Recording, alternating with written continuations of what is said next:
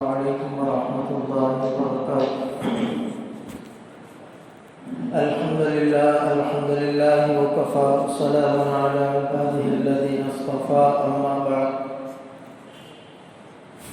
قال الله تبارك وتعالى في القرآن المجيد: أعوذ بالله من الشيطان الرجيم، بسم الله الرحمن الرحيم.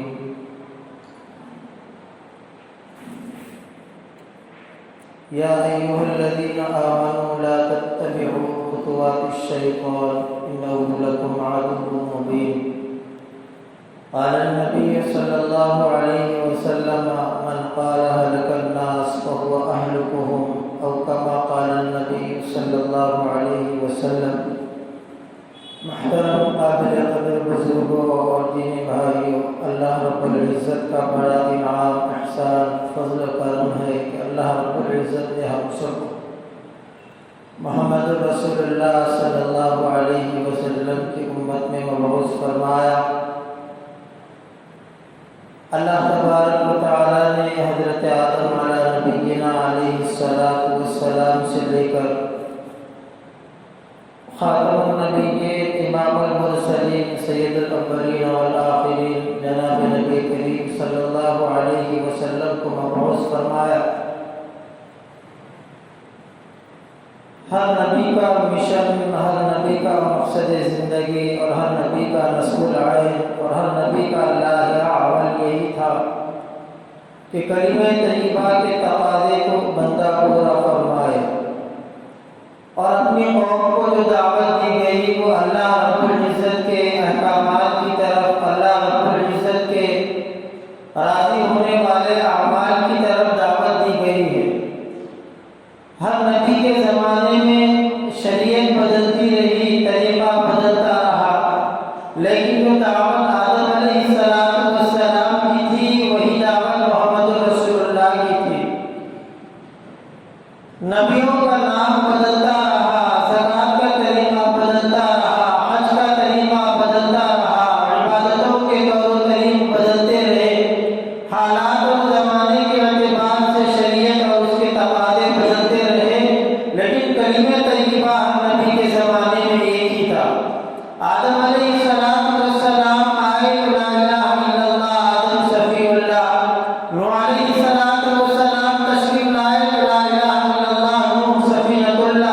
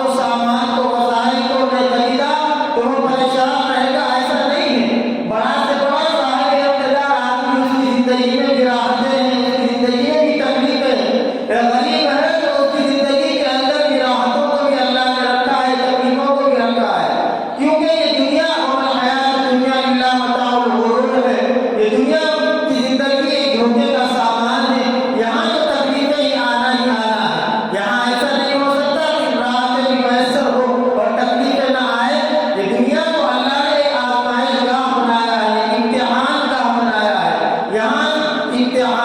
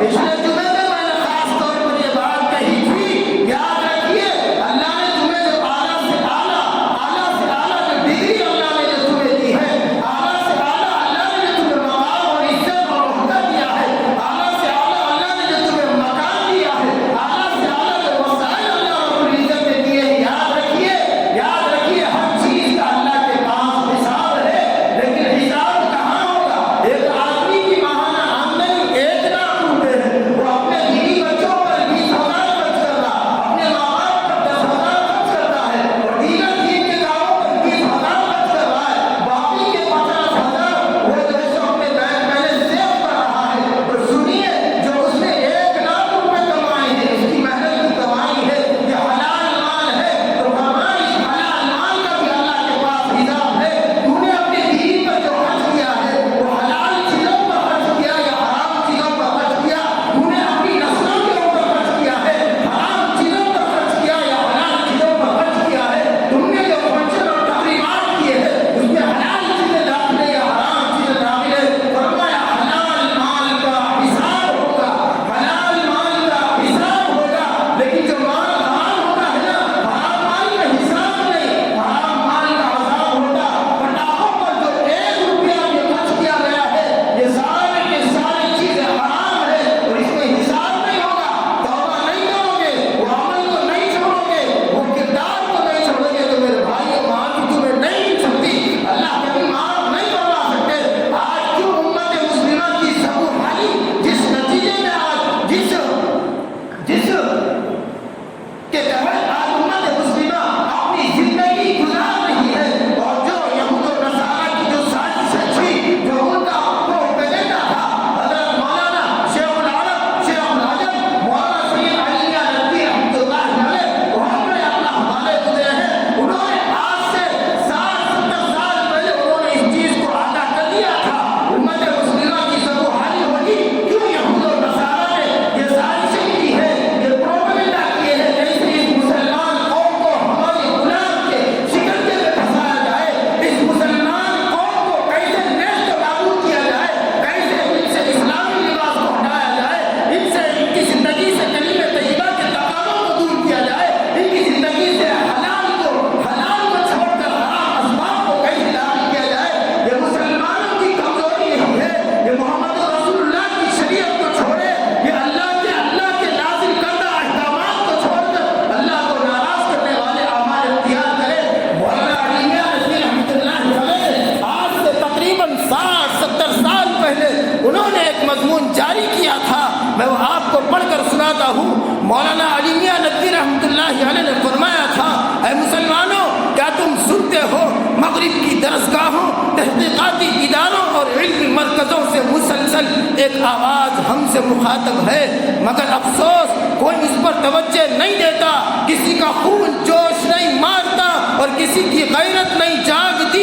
یہ آواز کہتی ہے، اے مسلمانوں، اے ہمارے غلاموں، سنو، تمہارے اقبال کے دن گزر گئے، تمہارے علم کے کنویں سوکھ گئے اور تمہارے اقتدار کا سورج ڈوب گیا، اب تمہیں حکمرانی اور سلطانی سے کیا واسطہ، تمہارے بازو اب شل ہو گئے اور تمہاری تلواریں زنگ آلود، اب تم ہمارے آقا ہیں اور تم سب ہمارے غلام ہو۔ دیکھو ہم نے سر سے پاؤں تک کیسا تمہیں اپنی غلامی کے سانچے میں ڈھالا ہے، کیسے ہم نے تمہارے سر کے بالوں سے لے کر پیر کے ناخن تک یہود و نصارہ کا طریقہ تمہاری زندگیوں میں داخل کر دیا۔ نبوت والوں کو چہرے کو چھوڑ کر تم نے کیسے یہود و نصارہ کے چہرے رکھ لیے ہیں، اور ہر ہفتے میں ایک دن تمہارا ضمیر اس بات کی بھی گواہی نہیں دیتا ہے کہ تم نے محمد الرسول اللہ کے نبوت والے چہرے کو ہٹا رہے ہو، اور ہم نے سر سے پاؤں تک تمہیں کیسا اپنا غلام بنا دیا ہے۔ ہمارا لباس پہن کر اور ہماری زبان انگلش بول کر اور ہمارے طور و طریقے اختیار کر کے تمہارے سر فخر سے بلند ہو جاتے ہیں۔ تمہارے چھوٹے چھوٹے معصوم بچے جب ہمارا قومی نشان اور مذہبی ترانہ ٹائی لگا کر اسکول جاتے ہیں تو اس لباس کو دیکھ کر کیسا تمہارا دل خوش ہوتا ہے، جبکہ اے مسلمانوں، تمہارا دل اسلامی لباس پہننے والے مدرسے کے معصوم بچوں اور ملاؤں سے تم جو حصہ نفرت کرتے ہو، اور اسکول ٹائی لگا کر پہننے والوں سے تم خوش ہوتے ہو؟ اے مسلمانوں، یہی تو ہم یہود و نصارہ کی سازش تھی اور ہم اس میں کامیاب ہو گئے۔ اور فرمایا ہم بے وقوف نہیں تھے، ہم تمہارے دل و دماغ کو اپنا غلام بنا چکے تھے۔ اب تم ہماری آنکھوں سے دیکھتے ہو، ہمارے کانوں سے سنتے ہو اور ہمارے دماغ سے سوچتے ہو۔ مطلب ہم نے ایسے حرام چیزوں کو مارکیٹ کے اندر لانچ کر دیا، داخل کر دیا کہ تم دیکھ رہے ہو، یہ تو تمہاری آنکھیں ہیں حرام دیکھ رہی ہے۔ تو فرمایا یہ سازش ہماری تھی، تو گویا تم حرام دیکھ رہے ہو، یہ تمہاری آنکھیں یہ ہماری ہو گئی، کان سے گانا سن رہے ہو، میوزک سن رہے ہو، بیہودہ باتوں کو سن رہے ہو، یہ ہماری سازش تھی۔ یہ کان تمہارے نہیں، یہ کان اللہ اس کے رسول کے فرمان پر چلنے والے نہیں، یہ ہماری پالیسی، ہماری سازش تھی۔ اے مسلمانوں، ہم کامیاب ہو گئے اور ہمارے اس دماغ کو اللہ نے دیا تھا زندگی کے شب و روز قرآن و حدیث کے موافق سوچو، لیکن ہم نے تمہاری سوچوں کو یہود و نصارہ ہندوانہ تہذیب کے موافق بنا دیا۔ تو تمہاری سوچ، تمہارے دل و دماغ تمہارے نہیں بلکہ یہ ہمارے ہیں، اور اے مسلمانوں ہم اس میں کامیاب ہو گئے۔ اور آگے کہتا ہے اب تمہارے وجود میں تمہارا اپنا کچھ نہیں، اب تم ہر شعبے زندگی میں ہمارے محتاج ہو۔ تمہارے گھروں میں ہمارے طور و طریق ہے، تمہارے دماغوں میں ہمارے افکار ہیں، تمہارے اسکولوں اور کالجوں میں ہمارا مرتب کیا ہوا نصاب ہے۔ کسی اسکول میں نہیں پڑھایا جاتا کہ اللہ والوں کی زندگی کیا ہوتی، کسی اسکول کے نصاب میں محمد الرسول اللہ کی زندگی کے اوپر کوئی کتاب نہیں پڑھائی جاتی، کسی صحابہ کے اور صحابیات کے واقعات کے موافق کوئی کتاب نہیں رکھی گئی۔ اسکول اور کالجز یونیورسٹی میں جو نصاب پڑھائے جاتے ہیں وہ یہود و نصارہ کے ایجاد کرتا ہے۔ وہ یہودی کہتا ہے مسلمانوں ہم تو کامیاب ہو گئے۔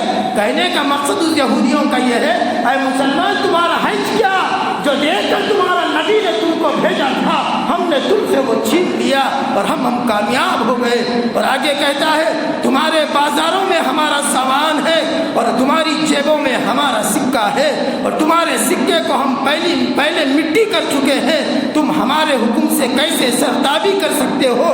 تم اربوں اور خربوں روپیوں کو ہمارے قرضدار ہو، تمہاری معیشت ہمارے قبضے میں ہے، تمہاری منڈیاں ہمارے رحم و کرم پر ہے، اور تمہارے سارے تجارتی ادارے صبح اٹھتے ہی ہمارے سکے کو سلام کرتی ہے۔